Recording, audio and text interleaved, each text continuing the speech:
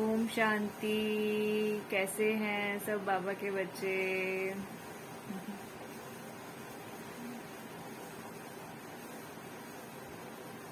बाबा आज हमसे 19 अक्टूबर को क्या कह रहे हैं? मीठे बच्चे, बाप आए हैं तुम्हें सब गुटकों से छुड़ाने। तुम अभी इस शौक वाटिका में से अशोक वाटिका में चलते हो। इस विषय वैतरणी नदी से पार जाते हो। बहुत मुश्किल है माया से बचना, अपनी इंद्रियों को वश में करना और आगे बढ़ना। लेकिन अगर हम बाबा को याद करते रहेंगे, मुरली का चिंतन करते रहेंगे तो ये सब आसान हो। याद में बैठते समय किस बात का विघ्न नहीं पड़ता और किस बात का विघ्न पड़ता है? उत्तर है, याद में बैठने के समय किसी भी आवाज का या शोरगुल का विघ्न नहीं पड़ता। वह ज्ञान में पड़ता है, लेकिन याद में माया का विघ्न जरूर पड़ता है। माया याद के समय ही विघ्न डालती है, अनेक प्रकार के संकल्प विकल्प ले आती है। इसलिए बाबा कहते हैं, बच्चे सावधान रहो, माया का घूंसा मत खाओ। शिव बाबा जो तुम्हें अपार सुख देता है, सर्व संबंधों की सैक्रीन है, उसे बहुत बहुत प्यार से याद करो। याद में तीखी दौड़ी लगाओ। मीठे मीठे बच्चे जो यात्रा पर हैं, वैसे जो बैठे हैं उनको यात्रा पर थोड़ी कहा जाता है। यह यात्रा कैसी वंडरफुल है। शांति की यात्रा, शांति धाम में जाने की यात्रा। रावण के राज्य में गुटखा खाकर मरना होता है। एक सत्यवान सावित्री की कहानी है ना, कि काल से भी सावित्री सत्यवान की आत्मा को वापस ले आई। वास्तव में ऐसी कोई बात है नहीं। बाकी आधा कल्प काल खाता है। अंत में गुटका आता है ना। रावण जिसको वर्ष वर्ष जलाते रहते हैं, वह हमारा दुश्मन है, यह नहीं जानते। बाबा कहते हैं, मैं आया हूँ तुमको शोक वाटिका से निकाल अशोक वाटिका में ले जाने, जहाँ गुटका खाना नहीं होता। यहाँ तो अनेक प्रकार के गुटके हैं।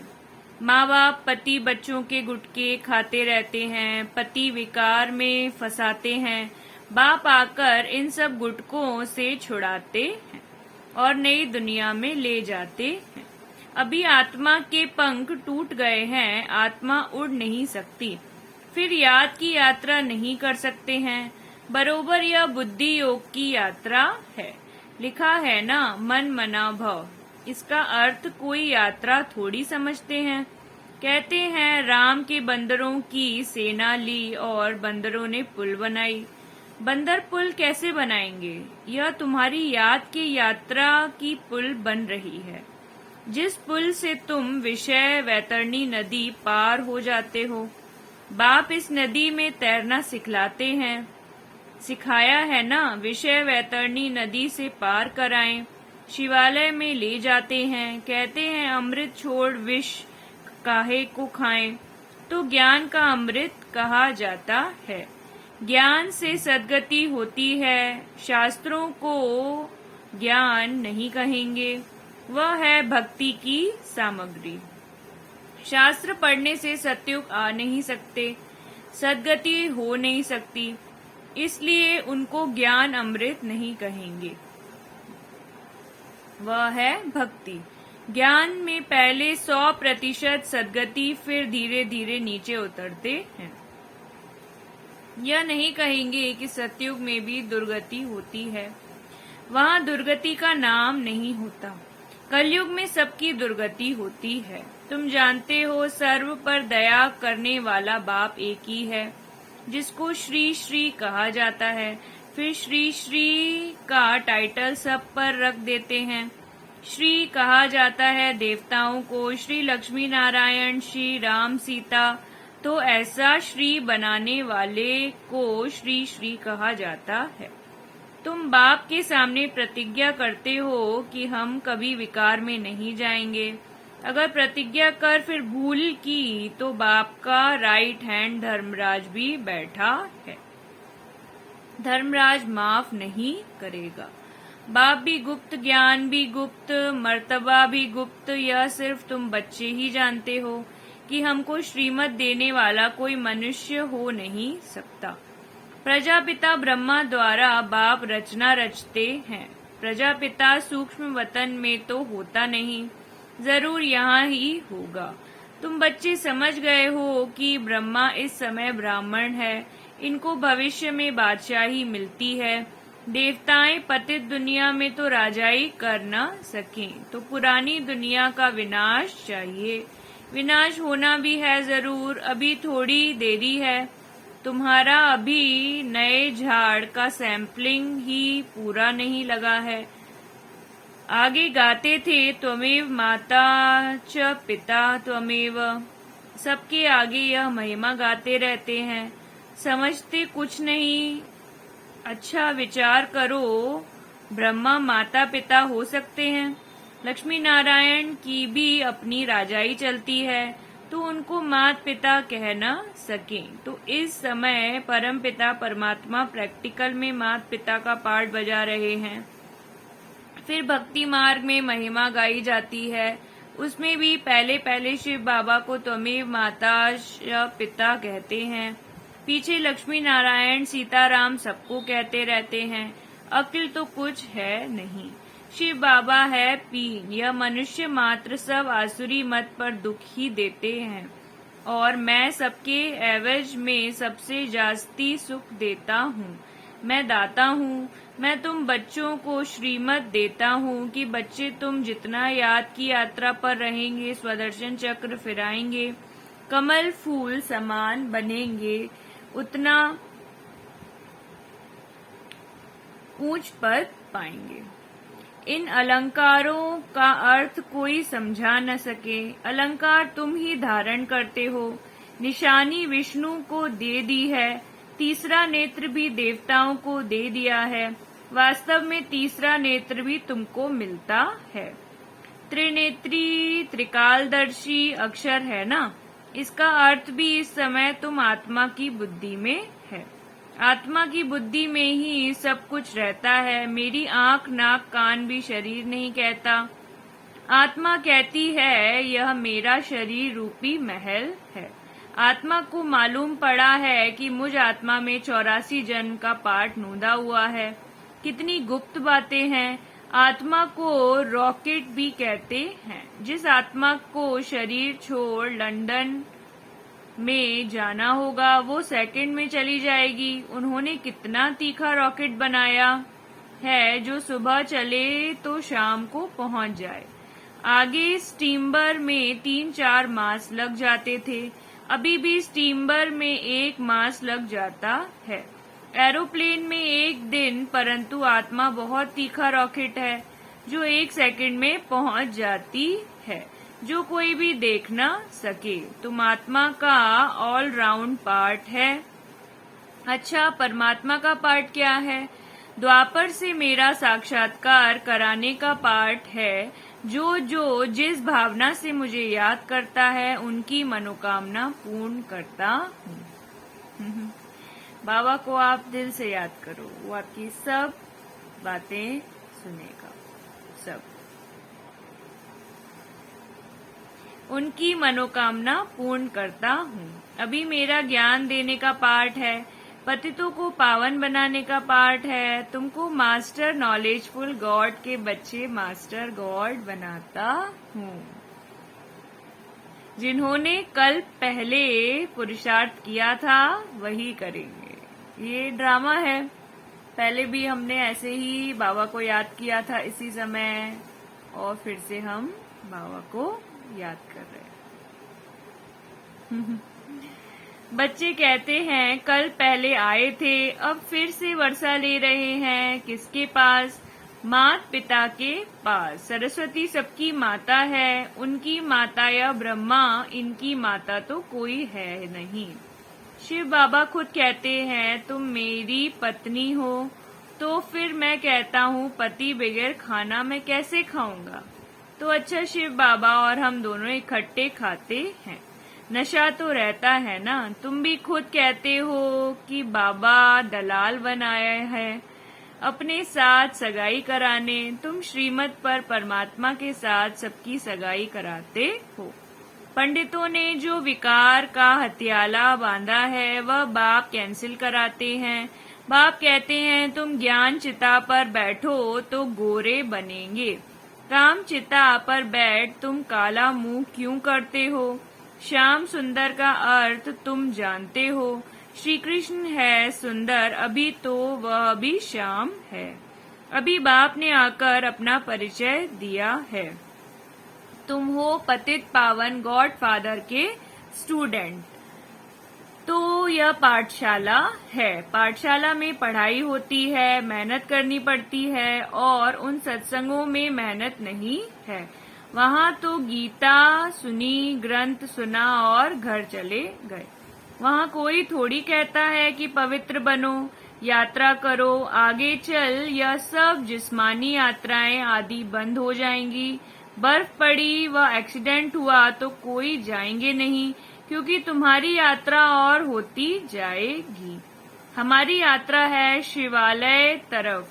तुम पहले शिव की पूरी शिवालय में जाएंगे, फिर शिव की स्थापन की हुई पूरी शिवालय में जाएंगे। शिवपुरी और विष्णुपुरी दोनों को शिवालय कहेंगे, क्योंकि मुक्ति जीवन मुक्ति दोनों शिव बाबा ही देते हैं। तो सतयुगी देवी घराना शिव बाबा स्थापन करते हैं। अच्छा, याद में आवाज का विघ्न पड़ नहीं सकता, ज्ञान सुनने में शोर का विघ्न पड़ेगा। मनुष्य तो कहते हैं शांति करो, नहीं तो याद में विघ्न पड़ेगा, परंतु योग में आवाज विघ्न नहीं डालता, विघ्न डालती है माया। बच्चों के साथ माया का युद्ध है। बच्चों को युद्ध के मैदान में हार नहीं खानी चाहिए। माया तो घूंसा लगाती रहती है। माया के नाक पर घूंसा लगाया तो यह गिरा, फिर खड़े हुए, फिर नाक पर लगाया तो फिर यह गिरा। तो बाप कहते हैं यह माया काम क्रोध के घूंसे मारती है, इससे तुम्हें बहुत बहुत सावधान रहना है, घूंसे नहीं खाने हैं। अच्छा, मीठे मीठे सिकी लदी बच्चों प्रति माता पिता बाप दादा का याद प्यार और गुड मॉर्निंग। रूहानी बाप की रूहानी बच्चों को नमस्ते। हम रूहानी बच्चों की रूहानी बाप दादा को याद प्यार, गुड मॉर्निंग। शुक्रिया बाबा, शुक्रिया। धारणा के लिए मुख्य सार। ज्ञान के सब अलंकारों को धारण कर स्वदर्शन चक्रधारी त्रिनेत्री त्रिकालदर्शी अर्थात मास्टर गॉड बनना है। बाप की राइट हैंड धर्मराज को स्मृति में रख कोई भी विकर्म नहीं करने हैं। पावन बनने की प्रतिज्ञा करके विकार में नहीं जाना है। दृढ़ प्रतिज्ञा द्वारा अलबेलेपन के लूज स्क्रू को टाइट करने वाले तीव्र पुरुषार्थी भव।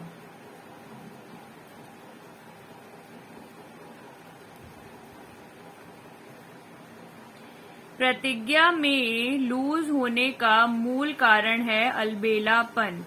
जैसे कितनी भी बड़ी मशीनरी हो, लेकिन एक छोटा सा स्क्रू लूज हो जाता है तो सारी मशीन को बेकार कर देता है।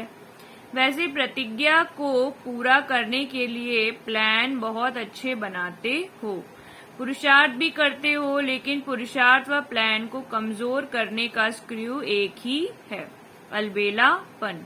वह नए नए रूप में आता है। इसी लूज स्क्रू को टाइट करो। मुझे बाप समान बनना है ही। इसी दृढ़ संकल्प से तीव्र पुरुषार्थी बन जाएंगे। बेहद की वैराग्य वृत्ति ही समय की समीपता का फाउंडेशन है। मातेश्वरी जी के अनमोल महावाक्य। अभी तो यह सारी दुनिया जानती है कि परमात्मा एक है। उस ही परमात्मा को कोई शक्ति मानते हैं, कोई कुदरत कहते हैं, मतलब तो कोई न कोई रूप में जरूर मानते हैं। तो जिस वस्तु को मानते हैं अवश्य वह कोई वस्तु होगी, तब तो उनके ऊपर नाम पड़े हैं। परंतु उस एक वस्तु के बारे में इस दुनिया में जितने भी मनुष्य हैं उतनी मतें हैं, परंतु चीज फिर भी एक ही है। उसमें मुख्य 4 मतें सुनाते हैं। कोई कहता है ईश्वर सर्वत्र है, कोई कहता है ब्रह्म ही सर्वत्र है, कहते हैं सर्वत्र ब्रह्म ही ब्रह्म है। कोई कहता ईश्वर सत्यम माया मिथ्यम, कोई कहता ईश्वर है ही नहीं, कुदरत ही कुदरत है।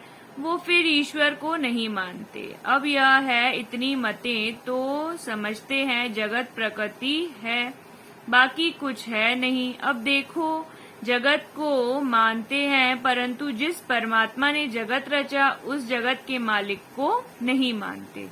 दुनिया में जितने अनेक मनुष्य हैं उन्हों की इतनी मतें, आखिरीन भी इन सभी मतों का फैसला स्वयं परमात्मा आकर करता है। इस सारे जगत का निर्णय परमात्मा आकर करता है, अथवा जो सर्वोत्तम शक्तिवान होगा वही अपनी रचना का निर्णय विस्तार पूर्वक समझाएगा। वही हमें रचना का भी परिचय देते हैं और फिर अपनी रचना का भी परिचय देते हैं। कई मनुष्य ऐसे प्रश्न पूछते हैं, हमको क्या साबिती है कि हम आत्मा हैं? अब इस पर समझाया जाता है, जब हम कहते हैं अहम आत्मा उस परमात्मा की संतान है। अब यह है आपने आपसे पूछने की बात, हम जो सारा दिन मैं कहते रहते हैं वो कौन सी पावर है, और फिर जिसको हम याद करते हैं वो हमारा कौन है? जब कोई को याद किया जाता है तो जरूर हम आत्माओं को उन्हों द्वारा कुछ चाहिए। हर समय उनकी याद रहने से ही हमको उस द्वारा प्राप्ति होगी। देखो, मनुष्य जो कुछ करता है जरूर मन में कोई न कोई शुभ इच्छा अवश्य रहती है। कोई को सुख की, कोई को शांति की इच्छा, तो कोई सब इच्छा उत्पन्न होती है। तो अवश्य कोई लेने वाला है, और जिस द्वारा वो इच्छा पूर्ण होती है अवश्य कोई देने वाला जरूर है। तभी तो उनको याद किया जाता है। अब इस राज को पूर्ण रीति से समझना है। वह कौन है? यह बोलने वाली शक्ति मैं स्वयं आत्मा हूँ, जिसका आकार ज्योति बिंदु मिसल है। जब मनुष्य स्थूल शरीर छोड़ता है तो वो निकल जाती है, भल इन आँखों से नहीं दिखाई पड़ती है। अब इससे सिद्ध है कि उसका स्थूल आकर नहीं है, परंतु मनुष्य महसूस अवश्य करते हैं कि आत्मा निकल गई, तो हम उसको आत्मा ही कहेंगे, जो आत्मा ज्योति स्वरूप है। तो अवश्य उस आत्मा को पैदा करने वाला स्वयं आत्मा हूँ, जिसका आकार ज्योति बिंदु मिसल है। परंतु मनुष्य महसूस अवश्य करते हैं कि आत्मा निकल गई, क्योंकि उनके ऊपर कोई भी माया का लेप छेप नहीं है। बाकी हम आत्माओं के ऊपर माया का लेप छेप अवश्य लगता है, क्योंकि हम जन्म मरण के चक्र में आती हैं। अब यह है आत्मा और परमात्मा में फर्क। अच्छा, ओम शांति। शुक्रिया बाबा, शुक्रिया बाबा के बच्चे।